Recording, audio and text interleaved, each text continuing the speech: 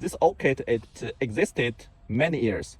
So 3 reasons we come out reXpair. Firstly, different size of the tools.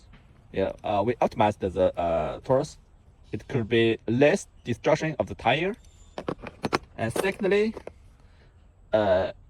different material of the plug. It's a resin plug.